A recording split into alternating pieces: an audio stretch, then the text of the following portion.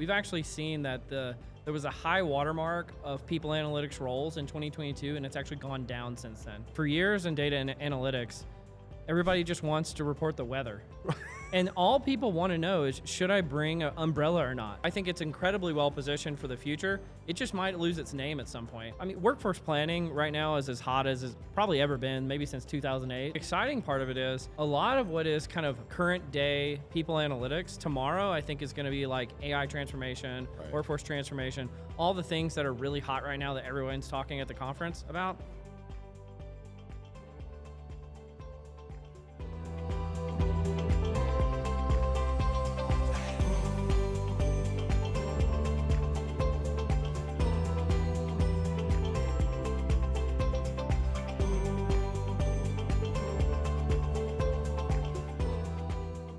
I am blessed to have Cole on today. Last name Napper? That is correct. I so love that last name because I am a napper. I'm a napper. I have always loved the last name. It fits like, a hand in a tight glove. The velvet glove. Yes, exactly. So tell us a little bit about yourself. First of all, let's do some of the basics. Yeah. What do you do? What would you say you do?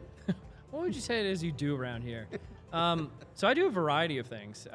Most recently, one of the things I'm most excited about is I just became a published author. So What? People analytics using data-driven HR and Gen AI as a business asset just came out 2 weeks ago. Pretty excited about that. For my day job, I work at Lightcast. I'm the VP of research. And for our relationship, I also have a podcast and a newsletter called Directionally Correct. It's a people analytics podcast, #1 in the world. And we just joined the Work Defined Network, so we're pretty excited about it. Did he say the #1? He did. Dropped it like it was nothing. It's #1. That's awesome. How'd you get into this gig? How'd you start your career? I have a background of a PhD in industrial organizational psychology, so not the propellerhead. traditional route to HR by any means. PsyOp. Yeah, PsyOp. I'm actually co-chairing a conference later this year for PsyOp, so yeah, I'm big in PsyOp. That's a fun group. I'm deep. That's a deep cut. That's a fun group. Yeah. That's a group that's not afraid of alcohol. It's not afraid of alcohol, and Yes. it's not afraid of having really nerdy conversations. Really nerdy. Yes. I got invited there by Hogan Assessments 100 years ago. Really? And Dr. Hogan. Yeah. He's a wild guy, by the way. Dude, I went martini by martini with him Yeah. for an entire night, and he was still up and rolling like nobody's business. I tried to get him on my podcast, and the team at Hogan was like, "Are you sure you want him on the podcast? He says some wild stuff." There's no joke there. Yeah. He does, and some of it's because I think he's just trying to keep himself interested. Yeah. Like, how do I keep myself, after 30 years or whatever it is, Yeah. like, how do I keep myself interested? I'll say some outrageous stuff. Yeah.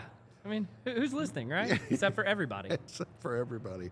One of the things I learned about IO psychologists is that the school in which you graduated from and your committee, those are like important things. You know secret things. How do you find these things out, William? These are the things that don't leave the IO community. Dude, it is crazy because It is? everybody knows everybody. Yeah. And then it's like, oh, who was on your committee? Oh, yeah. Okay. And then there's like judgment. There is judgment. I'm frequently on the other side of that judgment. I went to the illustrious Louisiana Tech program. It's not illustrious. La Tech? Yeah, La Tech. Okay. I'm from rural North Louisiana, so as they say, do as one does, right? 100%. No. La Tech famously beat Alabama in 2007. Well, twice actually, 1998 and 2007. Well, 98 doesn't count. Yeah, so it's a little while ago. Yeah, but Yeah, Saban's first year. yeah. Yeah, that was a big deal. That was a big deal.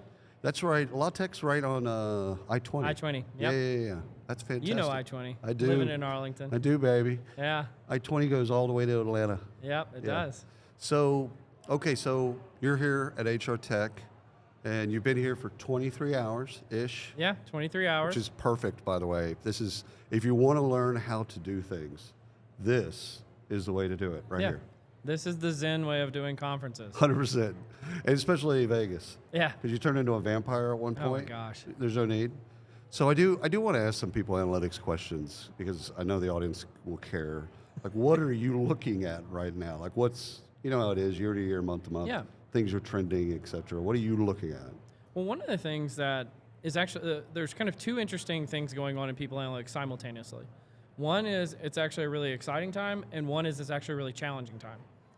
I'll start with the challenging time. We've actually seen that there was a high watermark of people analytics roles in 2022, and it's actually gone down since then. It's the first time that's ever happened in the history of people analytics. So it has been a challenge. The exciting part of it is a lot of what is kind of current day people analytics tomorrow, I think, is going to be like AI transformation, workforce transformation, all the things that are really hot right now that everyone's talking at the conference about. Most people, like the way I look at it is you really need probably 4 skill sets to do that. And people analytics is one of the only ones. So you've got to understand data, you've got to understand technology, you've got to understand AI, and you've got to be able to do implementation or change management efforts. That's people analytics bread and butter. Right. And so I think it's incredibly well positioned for the future. It just might lose its name at some point, which is an interesting point. Right. Where is, in your mind, where's storytelling? So storytelling, that would actually be kind of like legacy people analytics. So that's, I think a lot of the vendors out here are saying AI is going to tell the story for you. I'm skeptical. I'm very skeptical. Very skeptical. I'm not a buyer. Not a buyer. All right. But I think historically speaking, that was a key differentiator between what I would always call like a good analyst and a bad analyst. Right. Is storytelling. It's always storytelling. Yeah. You got to be able to bring people in, contextualize, get them to understand, and then hear the implications or some of the pathways, etc. Yeah. Absolutely. So you help with both software and consulting? I kind of neither. Neither? So I do research. I use Lightcast data to show kind of the art of the possible. Right. And I get to tell stories with data. It's I know I'm not saying that just because you just said it. We drink our own champagne here. Exactly. That's what we do, babies.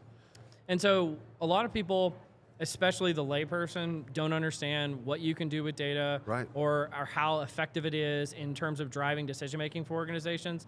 And sometimes you need a soothsayer of sorts that will come in and show you the art of the possible, and that's my role.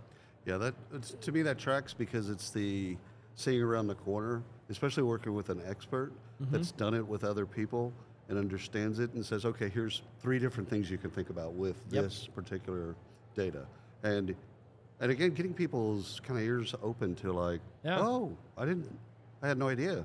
I like to scare them a little bit too. Yeah. So all I talk about nowadays is like geopolitics, 100%, AI disruption, labor North Korea. Korea. North Korea. Yeah. Who's not talking about North Korea, right? Can't get me to stop. It's all the deep fakes. Just the deep fakes. This podcast is coming right out of North Korea, right now. They're listening. Cole's not here. They're always listening. Cole's back in North Texas. So, kidding, not kidding. Yep. Do you see fraud, do you think there's going to be an increase in fraud in people analytics? Well, I would say there's already a huge increase in fraud in talent acquisition. 100%. And that bleeds into analytics. Yep. So yeah, I would say it's already happened. Okay. The cat's out of the bag. Well, the thing is like you look back at staffing, and staffing's always had fraud. Yeah. People that show up, they're using badges, that type of stuff. But now you got it even in payroll. Well, can I actually ask you this? So like, how, like, it's always been an issue. How much more, is like this a case of it's always been there? Or is this like, is it orders of magnitude larger now? Is the problem greater? Or is it the same it's always been? Plato wrote the Republic. You're like where I'm going with this? Elvis once said, no. Plato wrote the Republic almost 4,000 years ago. Yeah. And he talked about in one chapter about the homeless. Yeah. That's what this is. Okay. The homeless will always be there. They've always been there, and they will always be there. William, you're an impressive dude. I'm just comparing podcasting notes here for a second. I've never made a Plato reference on any of my podcasts. You're just next level. I have so much to learn from you. I just thank the audience that were in the session, and I thanked them with a Jay-Z reference. Yeah. So I'm literally, as Jay-Z once said, you could have been anywhere in the world, but you're right here with us. Appreciate that. And people were like, I'm not sure I understand what we're doing here. What's happening now? Are they allowed to do this? All right, I do want to ask you this question about, we're here a year from now. Yeah. Maybe in the or same. Hopefully not. I mean, who knows? No. Yeah. Come on, you're going to All right, I'm going to be here for 23 hours. Dude, if you can make it 15, I'm so unjealous. I'll do what I can. What are we talking about? If we're next here, year. Next year. 100? Well, if we're on the trend, so last year was AI, this year's agents, next year is autonomous agents. Ooh. That's just I don't know if that's a spicy take or not, or just cynical. Or the reality is, unless somebody invents a new term like they did with like talent intelligence a few years ago. Yes. Yeah. Yes, which no one knew what that meant. But it was provocative. Oh my God, it was so Everybody loved it. A year before that, all the background checks companies came out with basically they're going to do monitoring. Yeah. So now it's a SaaS model, is you do the pre-check and then you're going to go into the employee and you're going to check them every month. Whoa. Oh, exactly. That's talent intelligence right there, baby. See, I think we'll know we'll have arrived at this particular conference when no one talks about AI. Really? Yeah, because it becomes ubiquitous. Like I said something like that yesterday. We were having an internal discussion on the product side of the house. Right. And one of our leaders in product said, well, what do you think is going to be the case 5 years from now? I said, the term AI is going to be boring. Like, it's going to be banal to say that. www. Yeah. It's like, I went on the internet today. The internet. You have mail. Do you have internet in your product now? We have internet in our product. Pretty much. Yeah. I mean, we got to a point with cloud or SaaS where it's like, we don't have to talk about SaaS. No. There's nobody out there with a thing that says, the software is coming through the internet. Yeah. Not to mention all the autocorrect issues. I don't know if you ever tried to type SaaS, but it always correct. Like, it's so annoying. Especially with my language, it's not good. Yeah, I'm going to have to proofread that. It's like, but I honestly believe AI, Gen AI, agentic AI, I think the how is so not important and so over the head of the average practitioner, not to offend. But it's like they don't care how. They care about the outcomes. Yeah. And should. They care about the prescription. So I've been saying this for years, but I think it's really relevant with AI, is for years in data and analytics, everybody just wants to report the weather. And all people want to know is, should I bring an umbrella or not? That's all they want. They don't care what the humidity level is, or, you know, like it's 70% humidity. Whatever that little thing that spins that reads the wind temperature or whatever. Like, I don't know. All they want to know is, should I bring an umbrella? So I'm a simple man. Yeah. Us being in Texas, yes, it's not that often. You're going to be okay. We're doing our best. It's just, my dad used to, this is 100 years ago, my dad would say, if you want to know Texas weather, go outside. Yeah. It's there. There it is. And it's hot. Err on the side of hot. Yeah. And you're good. Now, Las Vegas is pretty hot too. So how's the company going? How's everything going with your company? How are you doing? Lightcast is doing amazing. Okay. At a conference like this, I mean, we partner with almost 100 different HR tech vendors. They embed our data into their tools. We're really a data company. Right. Like we do analytics, we do all of these like kind of intelligence gathering functions, but at our core, we are a data company. A lot of companies say that, we really are. Yeah. And so we're the intel inside. Well, and the proof is in the pudding in terms of however many other companies use our data, and they say they use our data too. Right. Because they're proud of it. And I think that's huge for us, but obviously, like, we do a lot of B2C stuff as well, and people, workforce planning right now is as hot as it's probably ever been, maybe since 2008, and I think that that's not going anywhere anytime soon, and you know what is needed to do good workforce planning? Supply and demand data. You know what we sell? Supply and demand data. It's got to be good. You're never going to have perfect. I'm careful to like tell people, if you're looking for perfect, stop. Don't do that. Just get on the train and try. Yep. And well, dude, okay. This has been wonderful. I know you got to take off for the airport. For the audience, we both live in North Texas and have not met in person. Yeah, this was delightful. We had to come to Vegas. We had to come to Vegas to meet. I've been trying to get lunch with you for years, much to my chagrin. I'm such a hermit. Yeah. Such a hermit. Brother, thank you so much for being here. William, this is fantastic. Your podcast game is next level, dude. Oh, I really appreciate it. Stop it. All righty, and we're out.